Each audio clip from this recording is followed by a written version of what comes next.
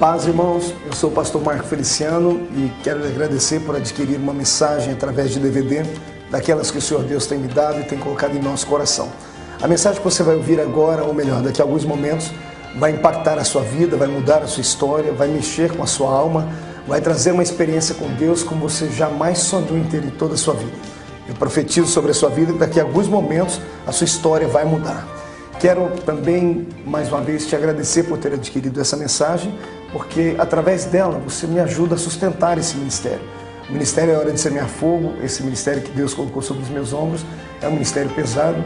Nós temos muitas famílias que dependem da vida desse ministério, daquilo que o Senhor nos dá, por isso vivemos da fé e da venda desses materiais. Assim como você adquiriu esta mensagem, adquira outras mensagens como nós temos aí gravado. Nós temos dezenas de temas que você pode adquirir através do nosso telefone, que está aparecendo aí no seu vídeo agora, 021-2497-4610, ou através do nosso site, www.marcofeliciano.com.br. Adquirindo essas mensagens em DVDs, em CDs ou até mesmo em livros, como nós temos aí uma gama de material, um leque de materiais que o Senhor tem nos dado, você me ajuda a manter esse ministério em evidência, você ajuda esse ministério a ficar de pé e me dá graça para poder continuar a pregar o Evangelho de Cristo Jesus.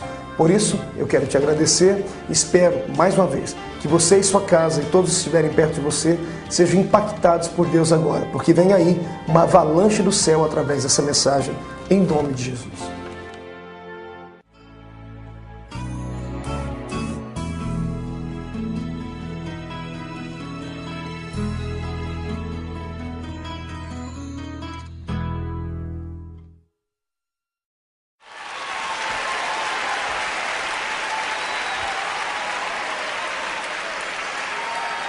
Vamos orar e agradecer ao Senhor. Pai, nós te louvamos nessa noite pela tua fidelidade.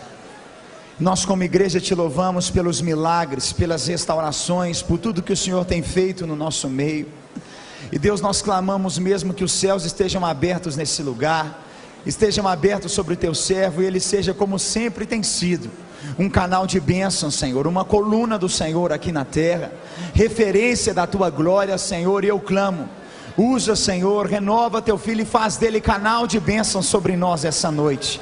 Nós como igreja abençoamos a sua família, abençoamos o seu ministério, clamamos pelo sangue de Jesus sobre a vida de cada um deles, e que a tua glória e o teu poder flua, Pai, 10 vezes mais do que já tem fluído na vida do teu filho, muito mais, Senhor, abundantemente. Nós oramos como igreja, em nome de Jesus, amém e amém.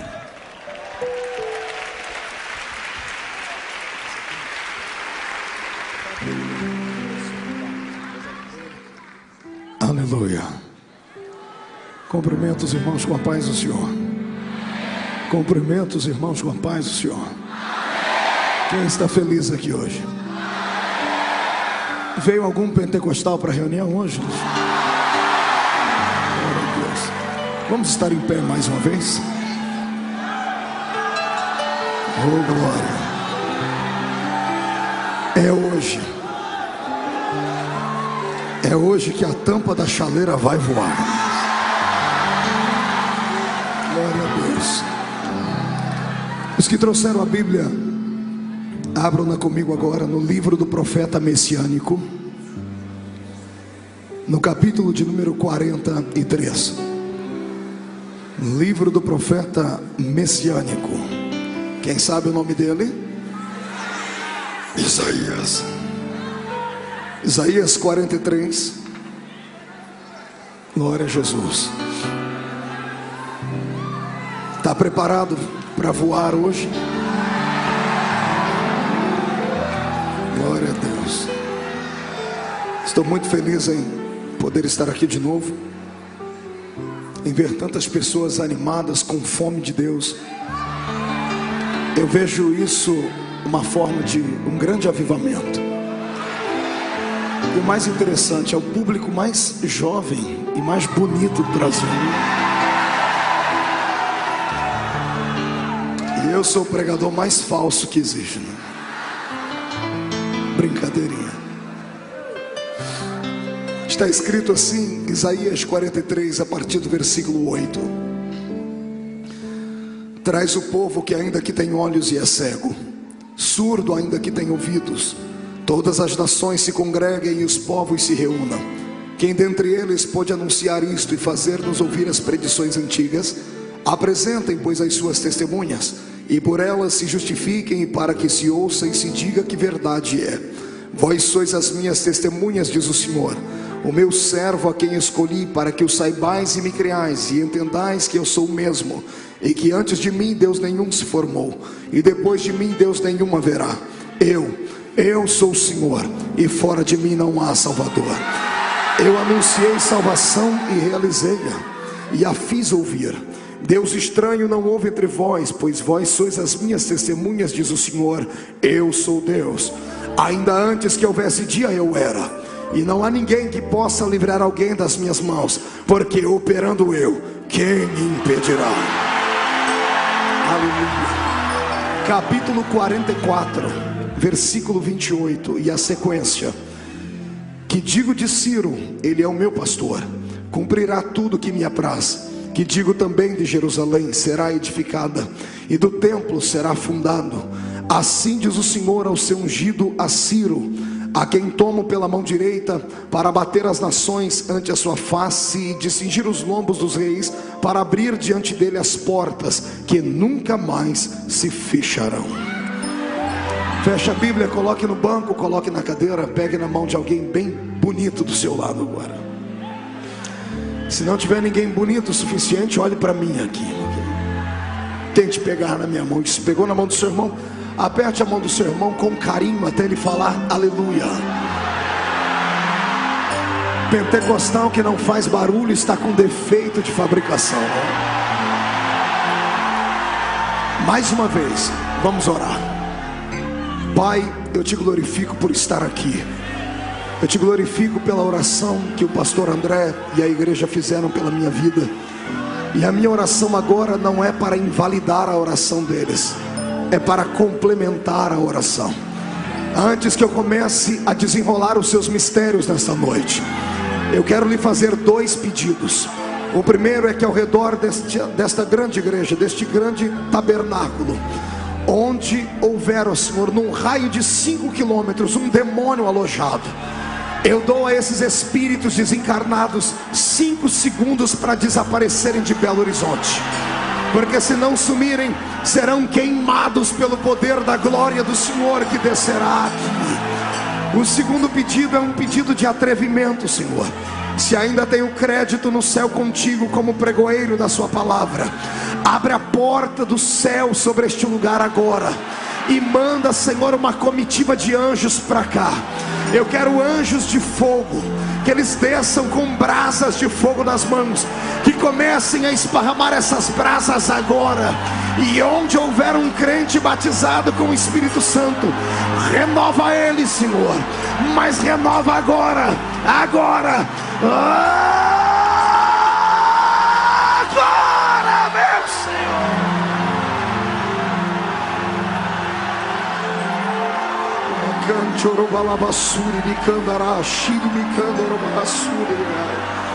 Tu não precisas do homem para nada, tu és onipotente.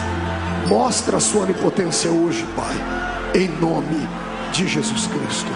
Amém, amém e amém. Antes de se assentar, levante o dedo de profeta para cima comigo e aponte o dedo para a pessoa mais perfumada do seu lado e diga para ele: escute aqui, irmão, é hoje o dia da mudança, o dia da restituição. Deus vai lhe dizer hoje qual é o lugar que você ocupa no maior movimento da história, do movimento de avivamento para o planeta Terra. Se segure, porque a igreja vai tremer nessa noite aqui. Quem acredita nisso, jogue a mão para cima, adore ao Senhor. Aleluia. Tome o seu assento, por gentileza. Senhoras e senhores, noiva do Cordeiro, simpatizantes da nossa fé, amigos que vieram de perto, de longe, pessoas que fizeram das tripas coração para estarem conosco aqui nessa noite, Deus tem uma palavra que vai mudar a sua história hoje aqui. Essa palavra terá 3 momentos. Eu quero primeiro primeiramente tocar a sua mente e te fazer conhecedor da palavra profética. Depois o Senhor vai tocar a sua alma e vai fazer brotar emoções no seu coração. E no final o Senhor vai treinar o seu espírito. E vamos sair daqui preparados para colocar o diabo no lugar dele, debaixo dos nossos pés. Amém. Quando eu abro a minha Bíblia no livro do profeta messiânico, no livro do profeta Isaías, eu fico imaginando a alegria e a honradez que esse homem teve da parte de Deus, por ter sido levantado em uma época obscura, negra, e ter sido levantado com uma voz profética. Isaías foi um daqueles homens que o Senhor levantou na terra, no tempo do Velho Testamento e alguns do Novo, que eram homens que tinham uma espécie de luneta telescópica espiritual diante dos seus olhos, porque eles enxergavam o futuro. Isaías vaticinou em um tempo e não viveu para ver as profecias da sua boca se cumprirem. Tudo que ele profetizou veio se cumprir 200, 300 anos mais tarde. Mas o livro do profeta Isaías, ele é muito mais do que apenas um compêndio histórico para a nação judaica. Esse livro, ele traz revelações sobre-humanas e sobrenaturais. Deixa-me aqui tatear um pouco os seus conhecimentos.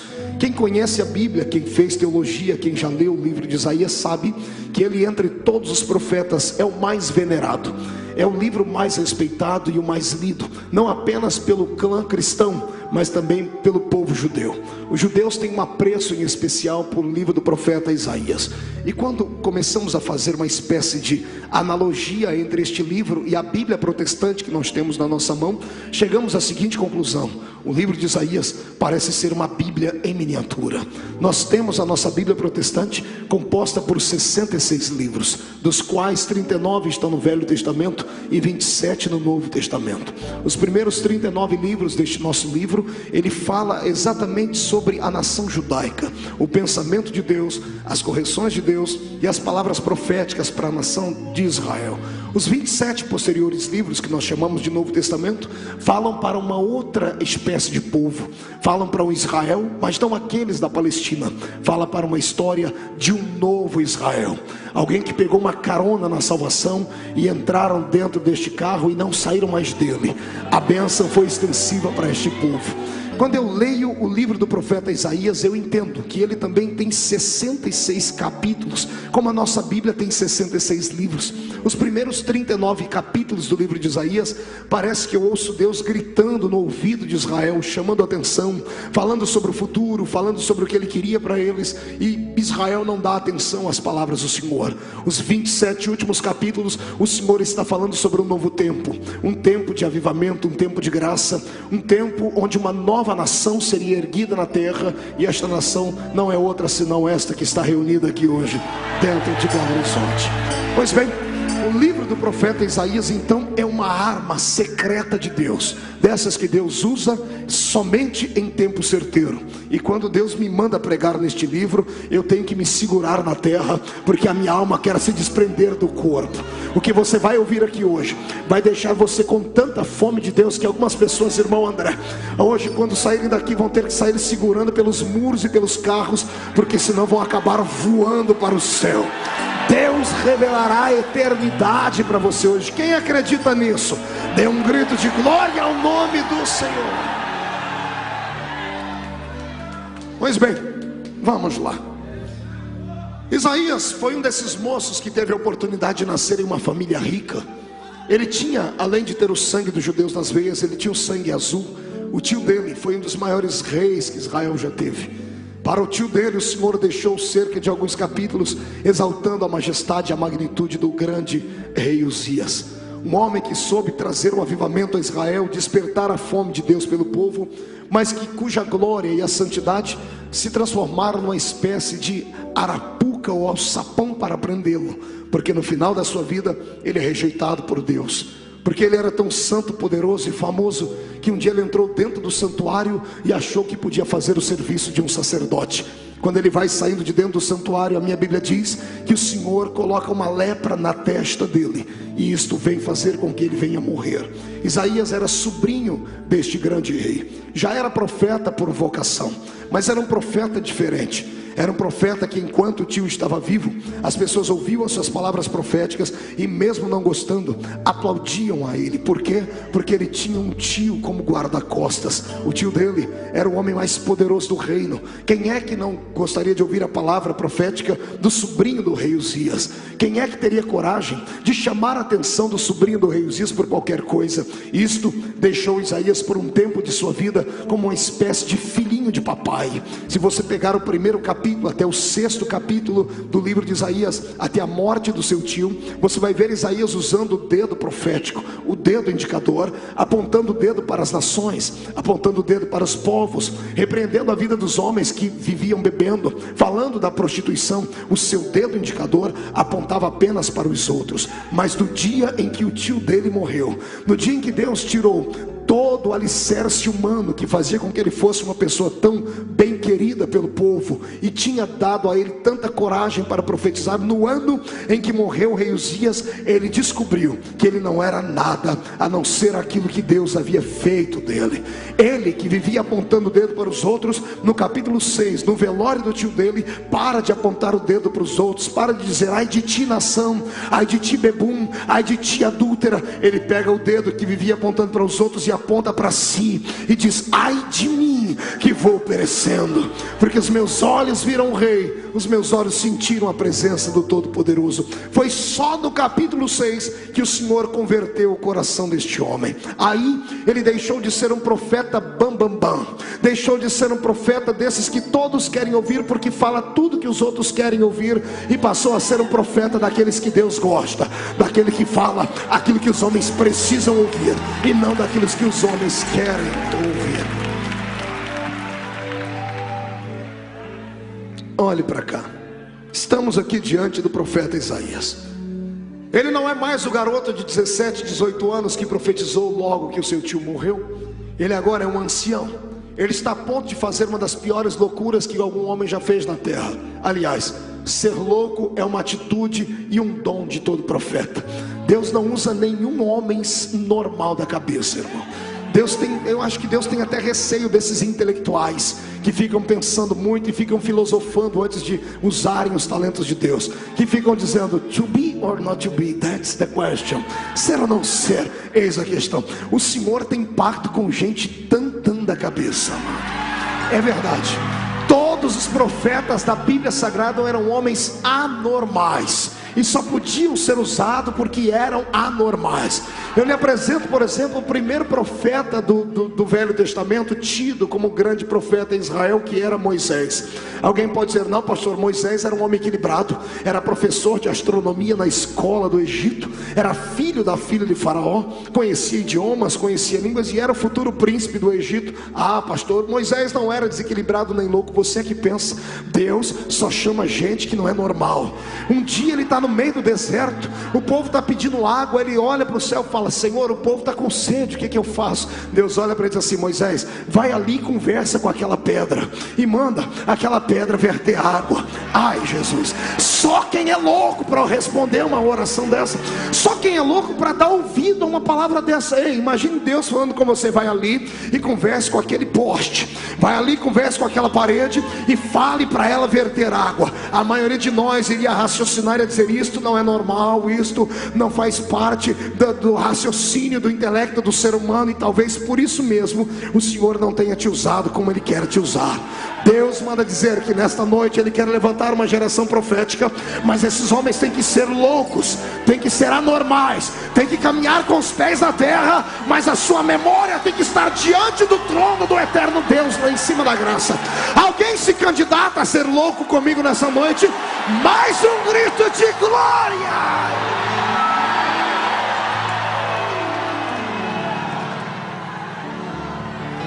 Pastor, eu preciso de mais 2 homens da Bíblia loucos, porque toda doutrina tem que ter pelo menos 3 passagens bíblicas para para nós dogmatizar, não é? Então ele dá mais 2 loucos. Imagine você que Deus entrou dentro de Israel e procurou um homem, e o homem não estava no rancho dos profetas. Tem uma instituição na Bíblia que eu acho ela muito engraçada, é o tal do rancho dos profetas. O rancho dos profetas era uma escola profética. Os filhos dos reis, dos príncipes, dos homens abastados iam para lá para aprender a profetizar, para terem a unção divina e para trazer status à família. Mas nenhum dos profetas da Bíblia saíram de lá. Aliás, alguns que estudaram lá acabaram sendo mortos por uma ursa. Lembra quando eles gritaram para Eliseu: sobe careca, sobe calvo? Eliseu ficou tão irado naquele dia. Ele não ficou, eu tenho medo de dizer como é que ficou Eliseu naquele dia. Ele só disse: Senhor, eu não quero esses rapazes vivos mais. A ursa veio e despedaçou eles. Todos os demais profetas da Bíblia saíram do meio do povo, saíram de lugares que ninguém jamais podia imaginar. Um deles estava fazendo pão na padaria de Israel, dentro de Jerusalém. O nome dele é Oséias. Um homem que está fazendo pão é elevado ao nível de profeta. E eu não sei aqui dizer propriamente como foi que Deus descobriu que ele era louco. Talvez porque o Senhor olhou para ele e fez a ele um pedido, e não é que ele obedeceu. O Senhor disse para ele: Oséias, levanta-te, vai no meio da casa de prostituição e toma uma prostituta para ser tua mulher, e ama, tenha filhos com ela, e quando ela te trair, perdoa ela e tenha mais filhos com ela, e ela vai te trair de novo, perdoa ela e tenha mais filhos com ela. Senhor, por que o Senhor quer isso de mim? Porque eu quero que você seja o exemplo na terra daquilo que eu fiz. Eu me casei com uma prostituta chamada Israel, uma nação que me troca por deuses. Amados, quem é que teria coragem de abandonar uma vida certinha para casar com uma prostituta? Somente quem é louco e tem uma chamada divina para ser profeta. Agora, pior de todos foi Isaías, porque Isaías ficou 3 anos pelado, nu, andando pelas ruas de Israel. Imagine que coisa feia. Você ri porque não era você. O Senhor disse: Isaías, ande nu pela terra, porque eu quero que esse povo entenda que eles estão desse jeito diante de mim. E assim como eles têm vergonha de olhar para você, eu tenho vergonha de olhar para eles. Pastor, vale a pena ser profeta? Profeta termina cedo, a cabeça dele vai para a bandeja de prata com 3 anos e meio de ministério. Vale a pena ser profeta. Só que vou lhe dar agora uma palavra que você nunca ouviu na vida, e se ouviu vai se relembrar. Não espere que as pessoas na igreja aplaudam o seu dom profético. Não espere que os homens entendam a unção profética na sua vida. Não espere que os grandes líderes venham dizer assim: ali vai um grande profeta do Senhor. Não, os homens que estão na mesma fé que você jamais darão o valor que o profeta tem. Sabe quem dá valor a um profeta? O ímpio.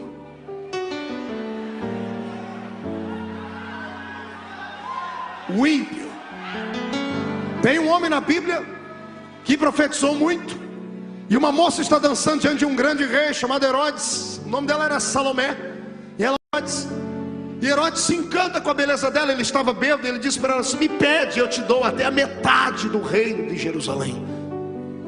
O rei havia empenhorado a sua palavra, haviam testemunhas, a palavra do rei era irrevogável.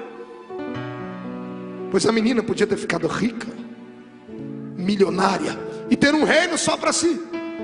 Pois ela entrou em casa, conversou com a mãe dela, e sabe a que conclusão ela chegou? Ela disse: não, eu vou pedir uma coisa muito mais valiosa do que metade do reino. Ela pediu a cabeça de um profeta, numa bandeja de prata. A cabeça de um profeta morto vale mais do que todos os reinos da terra. É por isso que eu amo ter esse dom profético, e é por isso que eu venho hoje como olheiro do Senhor. Sabe o que é um olheiro? É aquele cidadão que vai dentro de um campo de futebol da várzea. Ele trabalha para um grande time, mas ele vai com um boné, com uma capa, um óculos escuro, fica lendo um jornal, mas de olho naqueles que são craques. E quando termina o joguinho da várzea, o olheiro vai e entrega um cartãozinho para aquele menino e diz assim: olha, você mora na favela, mas me procure lá no clube e tal, porque eu tenho algo para te dizer, porque você não é comum. Como olheiro do Senhor, eu estou aqui hoje procurando profetas. E o Senhor manda dizer que Ele quer hoje pelo menos 100 profetas dentro de Belo Horizonte. Se encontrarmos 100 jovens profetas essa noite, Belo Horizonte vai ficar de perna para o ar e cabeça para baixo. Vamos nocautear Satanás.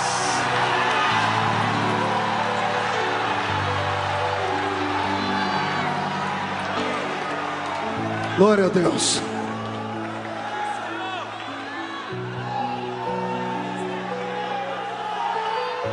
Deus manda insistir no assunto, pastor André. Pastor, não vale a pena ser profeta. Profeta é desmerecido, é desacreditado, vive sozinho, profetiza para multidões, mas termina sozinho todo dia. Ser sacerdote é melhor. E como é? Sacerdote tem uma igreja que cuida dele. O povo traz o sacrifício e reparte com ele, dá a porção dele. O profeta depende de urubus, viúvas. O profeta depende daquele ato divino do Senhor de fazer brotar aquilo que não existe. O profeta vive uma vida de aventura. Ele vive o hoje não sabendo o que acontecerá no amanhã, mas isso não perturba, porque eles sabem quem ele tem crido, ok?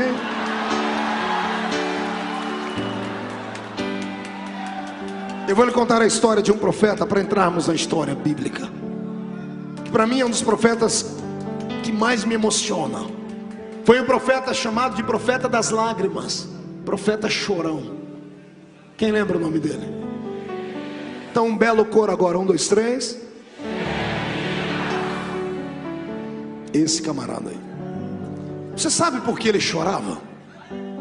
Você sabe por que ele é tido como profeta chorão? Porque ele profetizou por 40 anos na terra, e nenhuma das suas profecias aconteceram. E todo mundo olhava para ele e chamava ele de falso profeta. E ele só profetizava aquilo que ninguém queria ouvir, era fatalista. Chegou um ponto que o rei que dominava a época, que dominava o tempo de sua época, mandou convidar Jeremias e prendeu no calabouço. Sabe como ele morreu? Pneumonia dupla, escarrando sangue, porque ele ficou preso na masmorra de um palácio. E na masmorra do palácio, um lugar fétido, úmido, escuro, à base de pão e água. Morreu gemendo. Profetizou que viria um cativeiro e ninguém deu ouvidos a ele. Ele morreu tendo do seu lado o diabo apontando o dedo no nariz dele, dizendo assim: valeu a pena ser profeta? Nenhuma de suas profecias aconteceram. Você terminou a vida sozinho, sem família e sem amigos, e ainda com o nome de falso profeta. Ele só foi para o seio de Abraão porque Deus deve ter dado um bálsamo na alma dele na hora da morte. Segura. Pastor, que história horrível. Horrível na época dele. Mas ninguém que é profeta do Senhor termina a sua história sem ter o pagamento do céu.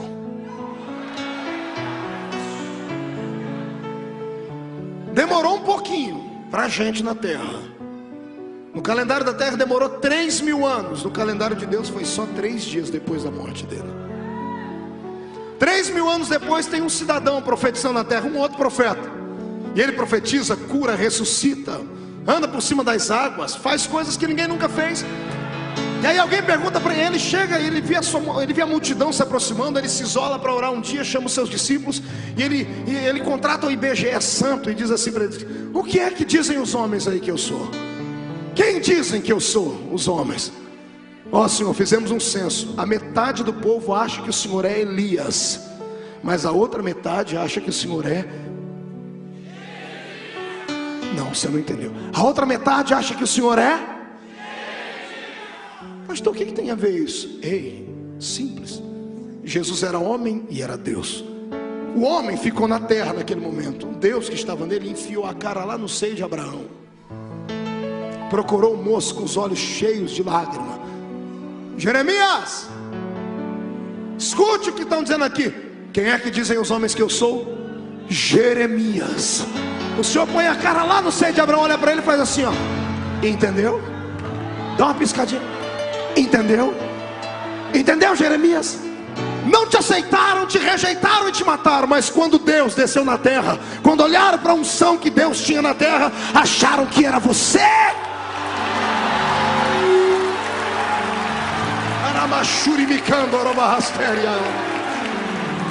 Eu profetizo hoje em nome de Jesus que vem sobre a tua família, que vem sobre a tua casa uma unção profética tão grande, uma unção profética tão extraordinária, que tudo que você falar no nome do Senhor vai acontecer a partir de hoje.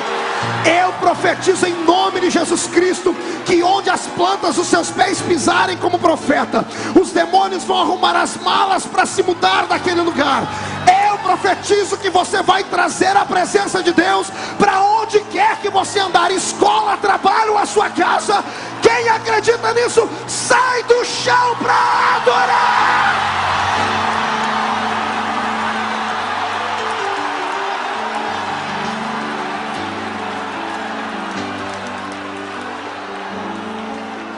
Aleluia.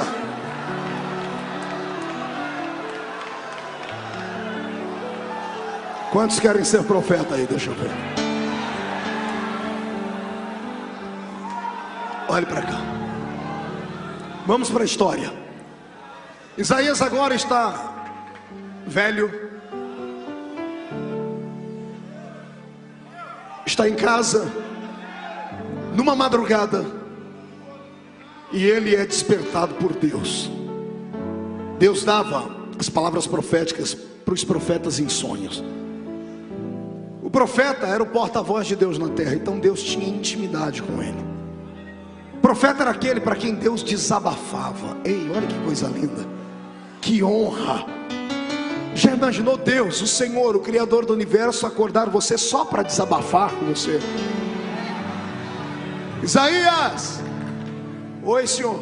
Isaías, acorda. Pois não, senhor, preciso conversar com alguém. Pode falar, senhor. Isaías, eu tenho um povo que tem olhos, mas é cego, tem ouvidos, mas é surdo. Eu escolhi para serem minhas testemunhas e não glorificam o meu nome. Eu não sei onde errei com eles, porque eu dei para eles pelo menos 3 características que nenhum outro povo na terra já teve. Como é, senhor? 3 características eu dei. Qual é a primeira, senhor? Ser um judeu, Isaías, significa ser eleito, nação santa e eleita. Só elegemos aqueles que nós confiamos. O ano que vem é ano político. Exerça o seu direito de cidadania com prudência e inteligência. Só elegemos e depositamos um voto naqueles que falam a nossa língua, que vão nos representar, não é isso? Quando Deus diz que a nação de Israel é uma nação eleita, é porque Deus confiou neles. O Senhor disse: vocês vão ser os meus representantes na terra, vocês vão falar a minha linguagem. O que eu pensar, vocês vão pensar. O que eu falar, vocês vão falar. O que eu viver, vocês vão viver. É isso que significa ser eleito. Amém, igreja? Eu abro um parênteses porque Deus fala com Isaías e eu falo com vocês. Eu também estou pregando para uma nação eleita. Desses que me ouvem aqui dentro e fora, pelos telões, pelas igrejas que onde estão passando essa palavra agora, você que me ouve na sua casa, todos nós pertencemos a uma nação eleita, fomos eleitos por Deus. Nenhum de nós é candidato a mais nada, já fomos e estamos garantidos. Está entendendo nisso? Você já está eleito. Todos nós pertencemos a um partido da sigla PPP, Partido dos Pecadores Perdidos. Ninguém votava em você, ninguém dava um voto de confiança na sua vida, nem você gostava de si mesmo. Um dia, passando na rua, encontrou com Jesus. Ai, que coisa linda. Segure. Ele olhou para você e cá para nós. Eu não sei o que ele viu em você, eu não sei nem o que ele viu em mim. Tem gente aqui dentro, irmão André, que é tão feio, mas tão feio, e quando olha no espelho não sabe se está de frente ou se está de costa. A pessoa olha para ele, não sabe o que ele tem para atrair aquela pessoa. Pois bem, Jesus foi com a sua cara. Eu não sei o que ele viu, eu só sei que ele te escolheu. Melhor, segure. Você não precisou de 2, 3, 4, 100, 1 milhão de votos. Ele tem o poder do voto Minerva. Fomos eleitos com apenas um voto, o voto do sangue de Jesus na cruz do Calvário.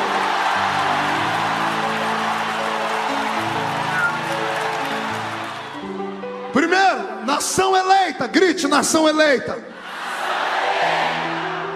Segunda característica para ser o povo mais feliz da terra, Isaías, além de serem eleitos: eu dei para eles uma terra que mana leite e mel.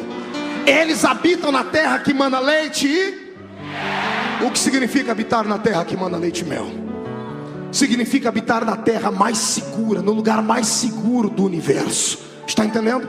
Há alguns anos atrás, o lugar mais seguro do mundo era aquele lugarzinho chamado, perto onde estavam alicerçadas as duas torres do World Trade Center, a pequenina ilha de Manhattan, ali em Nova York. Quantas vezes passei naquele lugar e vi a boçalidade dos americanos, andando nas suas limusines, descendo dos seus carros com aqueles grandes guarda-costas parecendo leões de chácara. Não era difícil caminhar por aquela pequenina ilha e ver o FBI, a CIA, ver a SWAT, porque aquele lugar era o centro do planeta Terra, falando de forma comercial, o lugar mais seguro do mundo. Quantas vezes os americanos e quantos presidentes da América não deram depoimento inscritos, não deram depoimento na televisão dizendo: nós americanos não temos medo nem de ataque atômico, porque temos mísseis anti-armamento atômico, nós temos poder, nós temos autoridade, temos poderio bélico. E de repente não precisou uma bomba atômica, não precisou 2 ogivas nucleares como aquela que explodiram Nagasaki e Hiroshima, bastou meia dúzia de homens loucos, possessos por Satanás,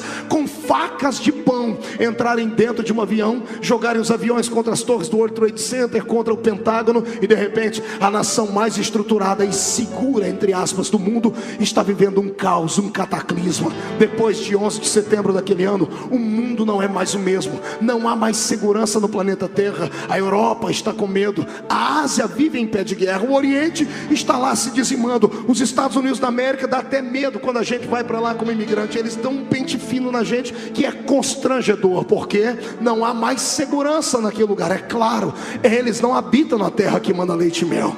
Agora, eu conheço uma nação santa, uma nação evangélica, que habita na terra que manda leite e mel, e ela tem nome. E eu sei que você já vai gritar Batista da Lagoinha. Eu vou dizer, é claro que não. Eu sei que você vai dizer, então é a Assembleia de Deus, pastor. Também não, não é a Igreja Deus e Amor, não é a Igreja Universal, não é a Igreja Presbiteriana. O nome da terra que manda leite e mel não é a Igreja Jesus Cristo foi ali e já volta, não.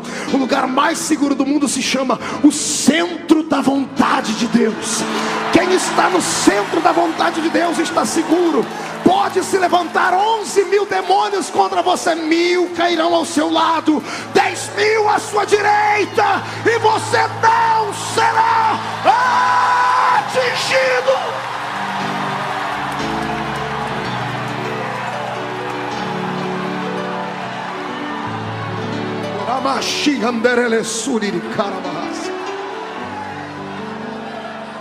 Isaías, eu dei 3 características para deixá-los diferentes de todos. Eleitos, habitam no centro da minha vontade. E terceiro, adoram ao único Deus. Eu não disse a mais um Deus, eu não disse a um Deus, eu disse ao único Deus.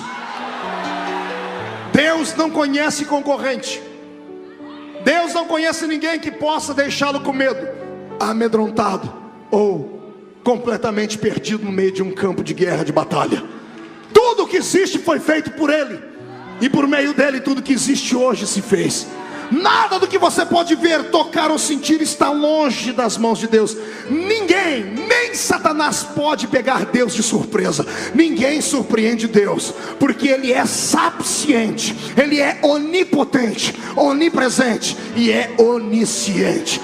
Ele sabe tudo e todas as coisas, e é por Ele ser onisciente que eu tenho muita alegria no coração. Pergunte por quê? Porque o diabo vive tentando me derrubar e tentando derrubar você também. E Satanás já demonstrou para você dentro da Bíblia Sagrada que o salário do pecado é a morte. Então alguns de nós deveríamos ser condenados eternamente. E se nós sabemos que nós somos fracos e fracassados, como alguns que vieram nesse culto hoje, e eles não conseguem se suportar, como é que Deus os suporta? E por que é que Deus os suporta? Simples, porque Ele é onisciente. Ele vê o futuro, e Ele sabe que por mais prejuízo que você está dando hoje, lá na manhã você vai dar um lucro exorbitante. Deus é um investidor, André. Deus não investe naquilo que não dá retorno, está entendendo?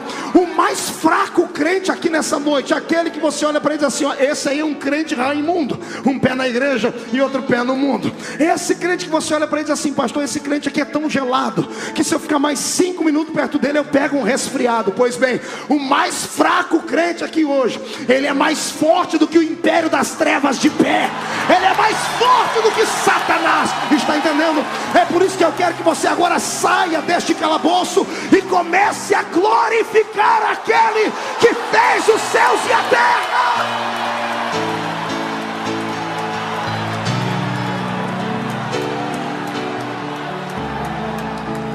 Eu sei que no meio dessa multidão nós temos algumas pessoas que não são evangélicas, se assustam com o nosso barulho, dizem assim, esse povo serve a um outro Deus. De fato, na verdade não deveria ser, porque você também diz que serve a Jesus Cristo, só que parece que o seu Jesus Cristo é diferente do meu Jesus Cristo, porque o seu está pregado na cruz até hoje. Você entra dentro da missa, é por isso que você se sente ruim e mal. Ele está pregado lá cadavélico, com aquela carinha de pedinte, com seus ossos estampados, com as suas feridas afloradas. O nosso Cristo já esteve lá, não está mais lá. Ele já esteve lá, ele não está mais lá. Pastor Marco, o senhor tem um retrato do seu Cristo? É claro que eu tenho. Ele tem os cabelos brancos como a lã branca, o seu corpo é coberto com uma roupa de linho fino, um cinturão de ouro traça o seu peito, os seus pés são como latão reluzentes que saíram da fornalha, os seus olhos são como chama de fogo, e da sua boca sai uma espada aguda de 2 fios, dizendo, Batista da Lagoinha, eu estou aqui.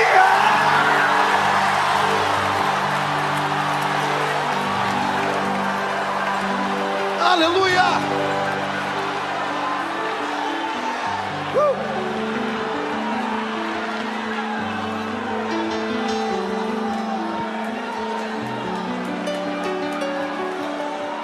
Imagine você agora sendo um judeu, habitando no centro da vontade de Deus, adorando ao único Deus, e eleito, elevado na terra entre os homens. Era ou não era para ser um povo feliz? Era ou não era para ser um povo pleno? Mas não era. Infelizmente, a nação de Israel traía o Senhor Deus todos os dias. Só no livro de Juízes eles se curvaram por 400 anos diante de outros deuses e diante de outras nações. Deus foi suportando, Deus foi aguentando, Deus foi fazendo vistas grossas, empurrando com a barriga, até que chegou um dia que a paciência dele se esgotou. Até que chegou um dia que a misericórdia dele, que a Bíblia diz que a misericórdia do Senhor é infinita, para eles terminou. O Senhor disse, Isaías, o meu povo é cego, é surdo, e só conhece uma linguagem, a linguagem do sofrimento. E se só sabem conjugar os verbos do sofrimento, eu vou enviá-los para uma outra terra. Eu vou deixar o meu povo ser levado cativo. Eu vou deixar o meu povo ser aprisionado. Eu vou deixar que um outro rei, um déspota insano, maluco, os leve aprisionados para uma outra terra, para que eles saibam que os pais deles passaram no Egito, para que eles vejam como é viver uma vida sem Deus, como é viver uma vida aprisionado, e como é viver uma vida e ser humilhado. Existem cativeiros que nós procuramos com a mão, existem outros que Deus abre e coloca a gente dentro dele. O século 21 é um século de possibilidades, e o nosso cristianismo é um cristianismo abençoado.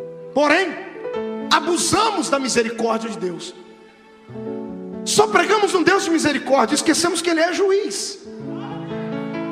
Abusamos dos dons, da graça, do poder, do perdão, e esquecemos que Ele é a justiça.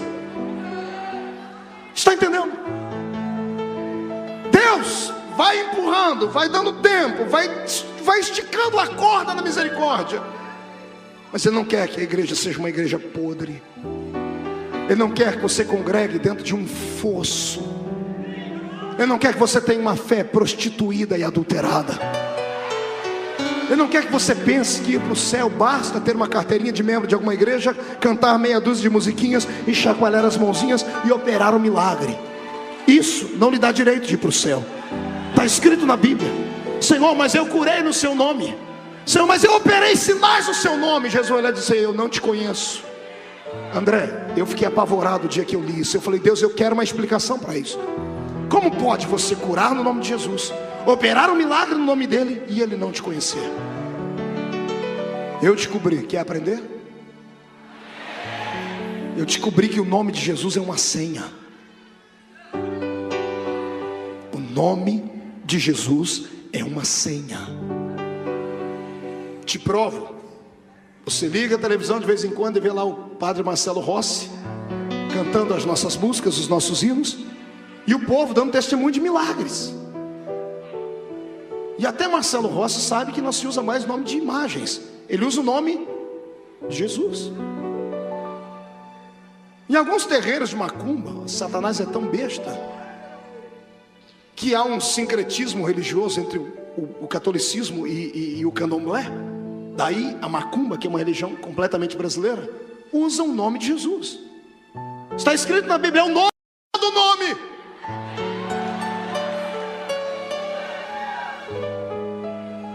Se eu encontrar o cartão de crédito do André, oh glória,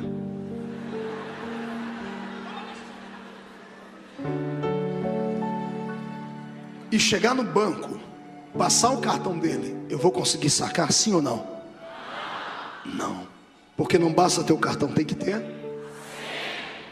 Se eu descobrir a senha, ele está perdido. Sabe o que o diabo fez? Roubou a senha da igreja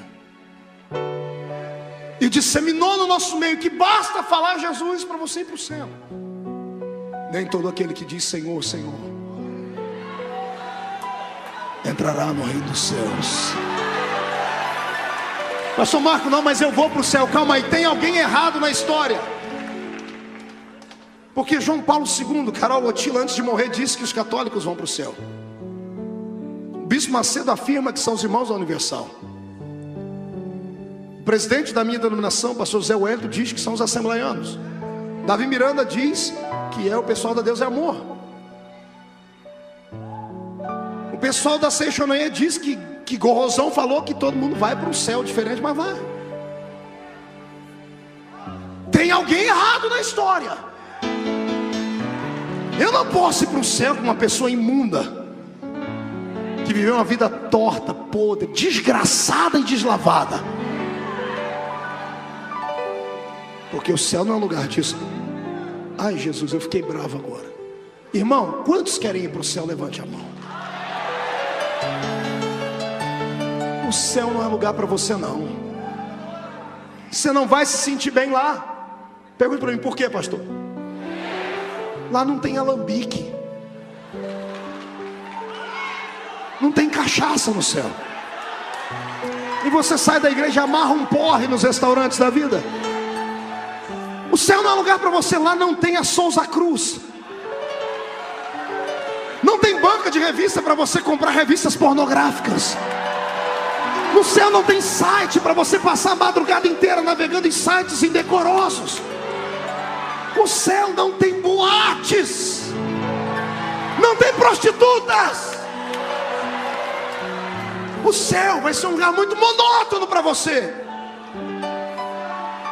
Para ir para o céu, para onde eu vou, estou lutando para chegar lá, tem que ter as suas vestiduras lavadas no sangue do Cordeiro.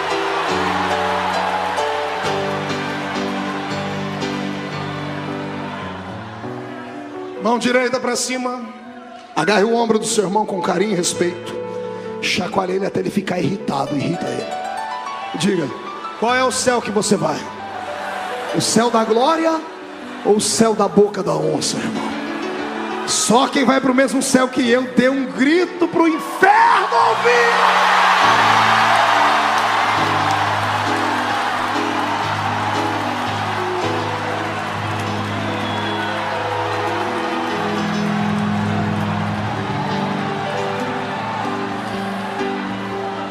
Eu tenho uma palavra para você que tem se escandalizado nos últimos anos. Quando você vê uma grande igreja, uma grande denominação ser julgada pela mídia televisiva ou escrita, para você que vê grandes ministérios serem expostos ao ridículo, você diz: se Deus é Deus, por que Ele permite isso? Exatamente para curar. Deus permite que algumas igrejas, alguns movimentos, alguns ministérios e alguns crentes sejam lançados dentro de um cativeiro, porque só dentro do cativeiro eles vão sentir a falta de Deus. Só dentro do cativeiro é que eles vão sentir a falta da essência, da graça e da proteção divina. Quando você vê um irmão passando pelo vale, irmão, mas por aquele vale não tenha pena dele. Ore com ele, ajude ele a carregar a cruz, mas não sinta pena dele. Deus sabe o que faz. Na vida do crente, o que não acontece amando de Deus, acontece com a permissão dele. Satanás não pode tocar em você, está entendendo? Todo julgamento que vem sobre o crente é Deus tratando com ele. Então comece aí a se preparar e vai dando graças ainda. Por quê, pastor? Porque o meu Deus só bate, açoita aqueles a quem Ele ama. Está entendendo?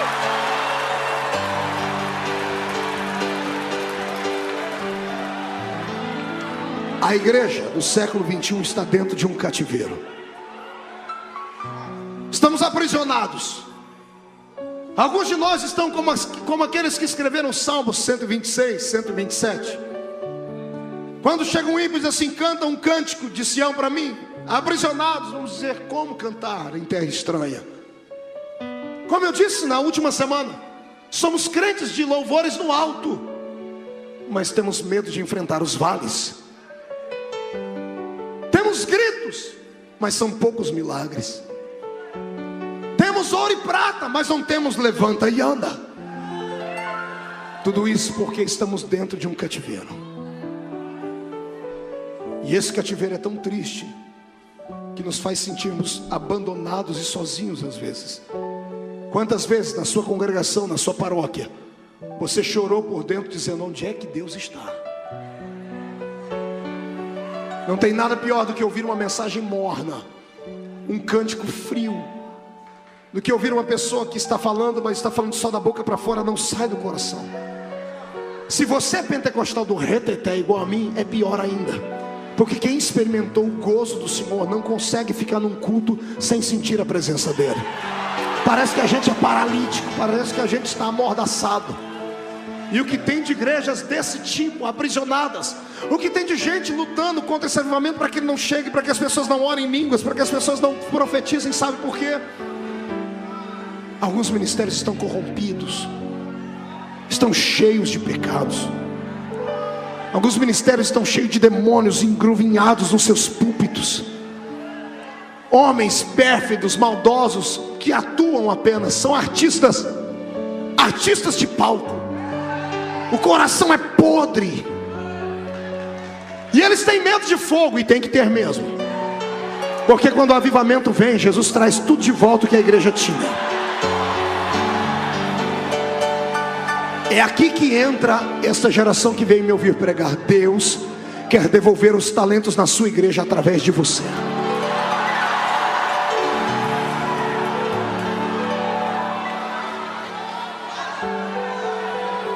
Sabe como foi que Israel foi para o cativeiro? Orgulhosos, pastor André. A primeira leva levada em cativeiro foi no ano 587 a.C. 587 a.C., os babilônicos entraram dentro de Jerusalém, queimaram os seus portões, destruíram a sua muralha e trouxeram a primeira leva de homens que tinham sangue azul. Sangue azul eram aqueles príncipes, filhos de gente importante, filhos de sacerdotes. Esses foram os primeiros a serem escravizados. A primeira leva, lembra? Entre eles veio Daniel, Ananias, Misael, Azarias. Gente de sangue azul. Diga para o seu irmão: gente de sangue azul. Sabe quem são os primeiros que foram aprisionados? Os líderes,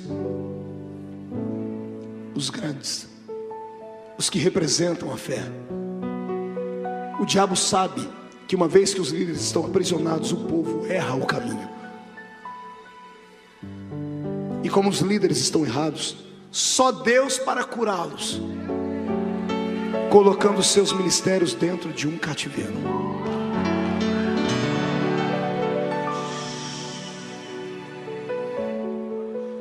Entraram lá dentro altivos. Flávio Joséfos diz que a conversa dos príncipes era essa: fiquem tranquilos, não abaixem a cabeça, temos Deus lá em cima.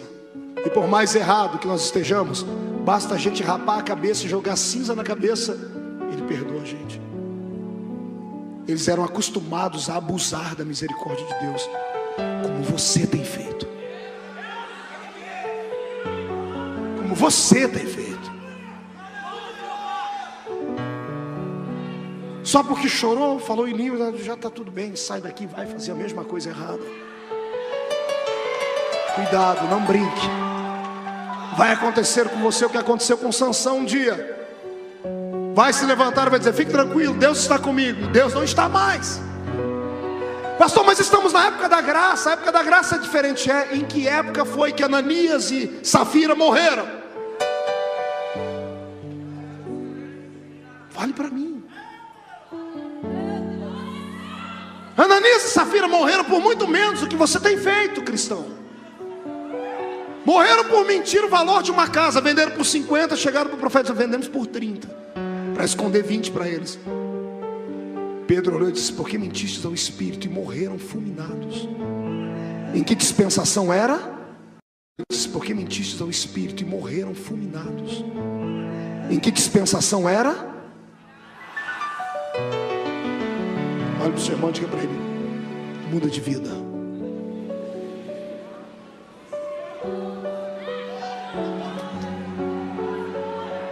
Dez anos depois vem a segunda leva, aí vem os mais pobres. E quando entram entre os ricos, os filhos dos sacerdotes, todo mundo está dizendo: fiquem tranquilos, mais cedo ou mais tarde Deus vai ouvir, vai perdoar a gente. E passa 5, 10, 15, 20, 30, 40 anos, uma geração. Quem foi preso com 18 tem 58. Quem foi preso com 30 tem 70. Quem foi preso com 40 já está morto. Uma geração inteira aprisionada em Babilônia, dentro de um cativeiro aberto pelo próprio Deus. Para destruir o povo? Não, para curá-los. Escute uma coisa, amado. Se você entende um pouquinho de medicina, se a pessoa está com dor de cabeça, basta dar para ela um AS, uma aspirina. Agora, se a pessoa tem um câncer, o tratamento tem que ser de choque. Sabe o que está faltando para a igreja do século 21? Um tratamento de choque. Os pastores, os obreiros, os pregadores, os formadores de opinião terem coragem de falar de novo sobre pecado, justiça e juízo. Pastor Marco, pega leve, porque esse não é o nosso perfil. Não vim aqui para ouvir isso. Se eu continuar falando, eu vou sair daqui. Tem uma igreja aqui perto que lá é diferente. Vai embora, infeliz.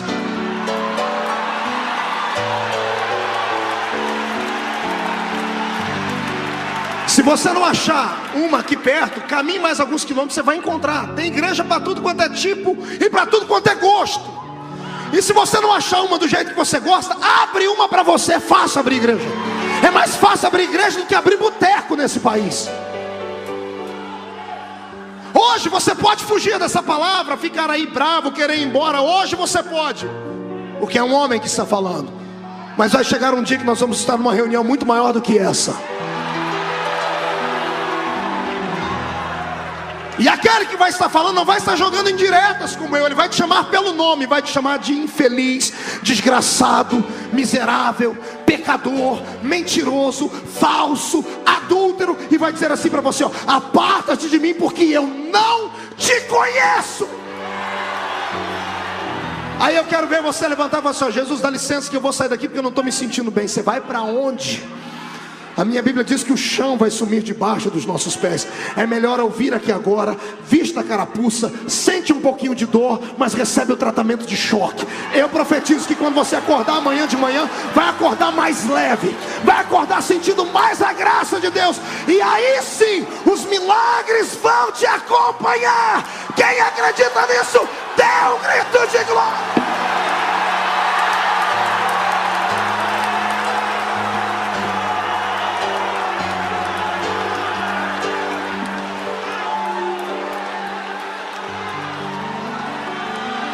Estou com um chicote na mão. Recebe, igreja do Senhor.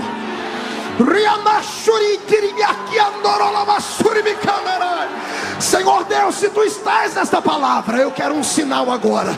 Inunda esta casa com a sua glória agora.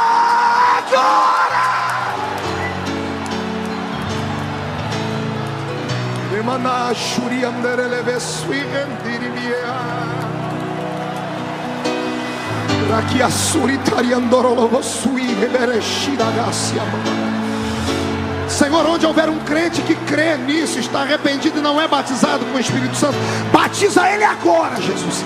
Agora, agora, agora.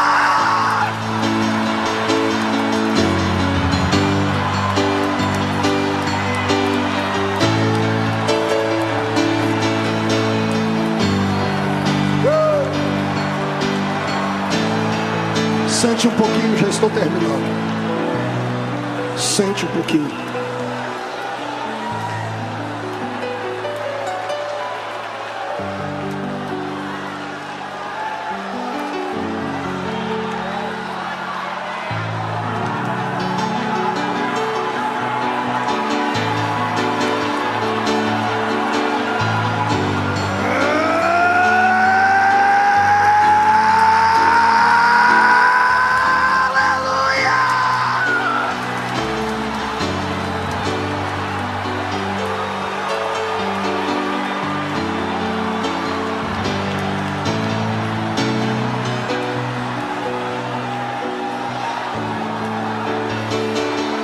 Glória a Deus. Sente um pouquinho, olhe para mim, já estamos terminando.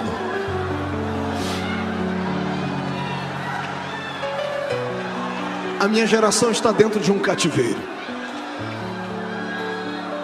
Nossos filhos estão aprisionados. A minha geração é uma geração mundana. É uma geração que não é sensível à santidade. Buscamos uma santidade interior, é válido. Mas quando essa santidade tem que exteriorizar, nós não aceitamos. Queremos ir para o céu e sermos parecidos com o mundo. Queremos ir para o céu e fazemos as mesmas coisas que o mundo faz. Ser crente é ser diferente. Pastor, o senhor veio lá da Conchinchina falar de doutrina de igreja? Não, vim falar de coisa mais séria, vergonha na cara. Está na hora de você deixar o brilho de Cristo extravasar. Está na hora da senhora começar a cuidar mais da sua reputação, do seu nome. Está na hora do senhor voltar a ser um rapaz cheio do Espírito Santo. Está na hora do seu vizinho saber que você é crente. Está na hora da universidade saber que você tem uma chamada profética. Está na hora dessa cidade inteira saber que você não é só mais um membro de uma igreja. Você é uma brasa de fogo tirada do altar do Senhor. Está na hora.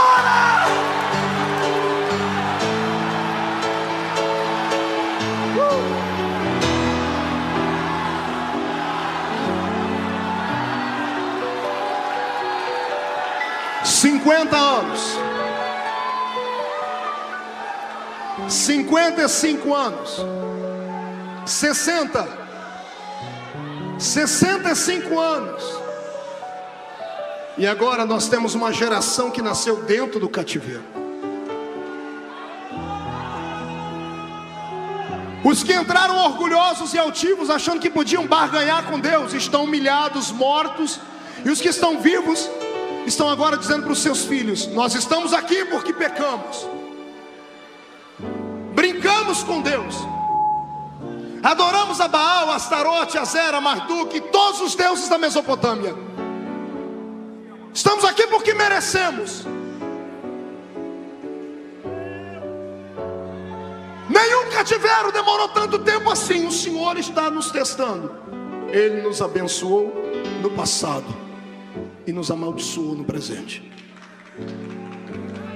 A situação é tão grave que todos começam a buscar a Deus agora.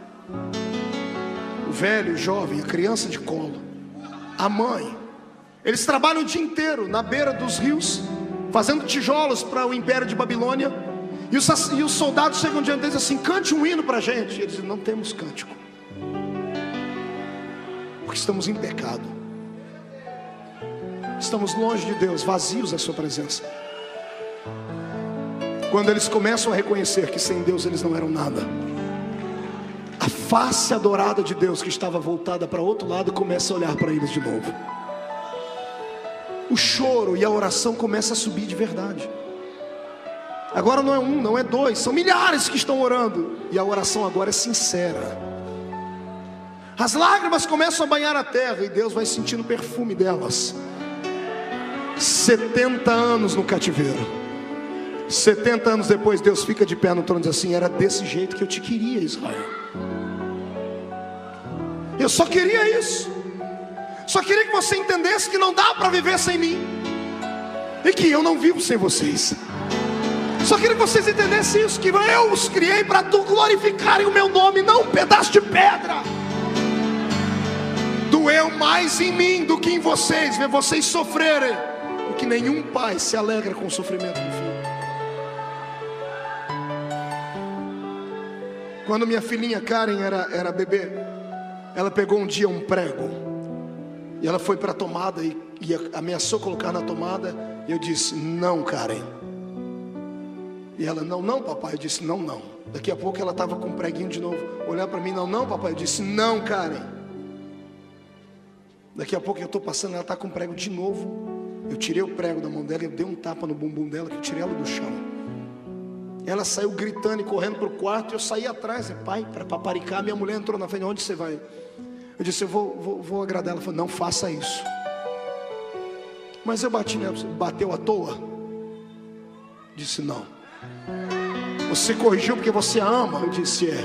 Então deixa ela sentir a dor.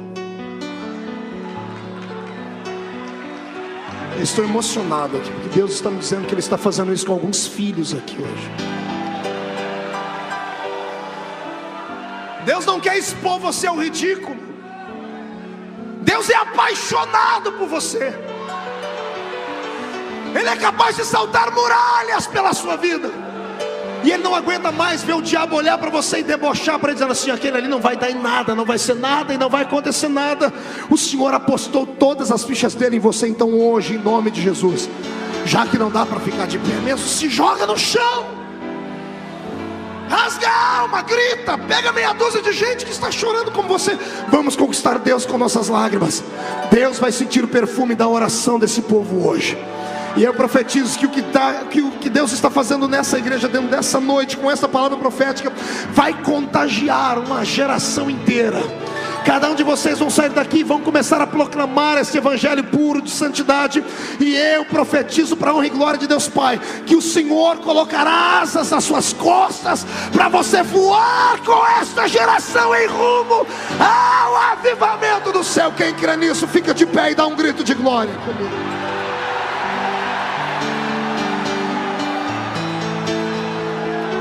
Fique de pé comigo.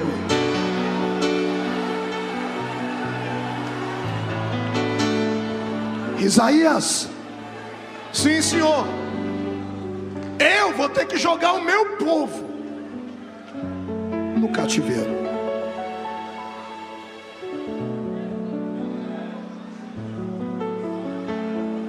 Isaías profetizou no ano 700.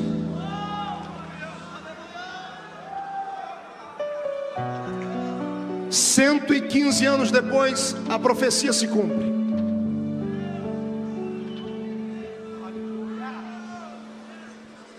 Setenta anos de cativeiro, 200